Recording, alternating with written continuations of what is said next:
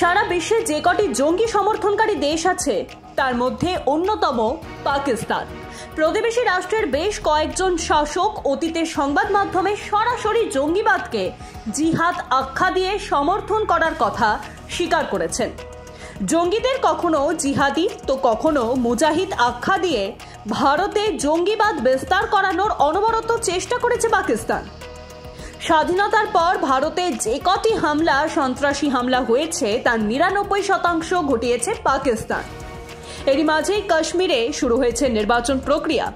আগেভাগেই পাকিস্তান জঙ্গি পাঠাতে শুরু করেছে। অতীতে উরি, বালাকোট, মুম্বাই, দিল্লি অবস্থিত সংসদ ভবনে হামলা সহ এহেন দীর্ঘ ইতিহাস রয়েছে পাক মদতপুষ্ট জঙ্গিবাদের। এমন অবস্থায় পাকিস্তানের এই জঙ্গি স্বরূপ গোটা দুনিয়ার কাছে তুলে ধরতে সক্ষম হয়েছে ভারত। ইউনাইটেড নেশনস থেকে G20 বিশ্বের সমস্ত বড় আন্তর্জাতিক মঞ্চে পাক মদতপুষ্ট জঙ্গিবাদ সমস্যার কথা তুলে ধরেছে ভারত। অতীতে উরি আক্রমণের পর পাকিস্তানের কপালে জুড়েছিল আন্তর্জাতিক সমালোচনা এবং নিন্দা। ভারতের তৎকালীন বিদেশমন্ত্রী সুষমা স্বরাজ রাষ্ট্রসংঘের সাধারণ পরিষদে পাকিস্তানের পোল খুলে দিয়েছিল। জঙ্গিবাদ সমর্থনের জন্য পাকিস্তান IMF এর গ্রে লিস্টে ছিল দীর্ঘদিন।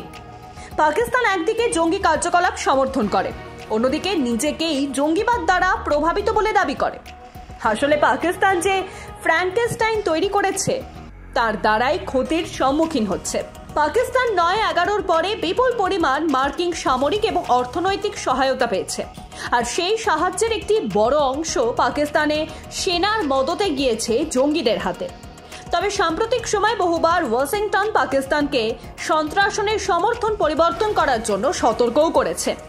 পাকিস্তানে লস্কর-ই তৈবা, হিজবুল মুজাহিদিন, জসি মোহাম্মদ, লস্কর-এ-জঙ্গি, তহরিক-এ-জিহাদে ইসলামী, জামাত-উদ-দাওয়া সহ প্রায় ২৬টি বড় ধরনের জঙ্গি সংগঠন সক্রিয় রয়েছে। তবে তেহরিকে তালিবান পাকিস্তান, বলোচ লিবারেল ফোর্স সহ বেশ কয়েকটি সংগঠন পাকিস্তানের সেনার অত্যাচারের বদলা নিতে হাতে অস্ত্র তুলে নিয়েছে।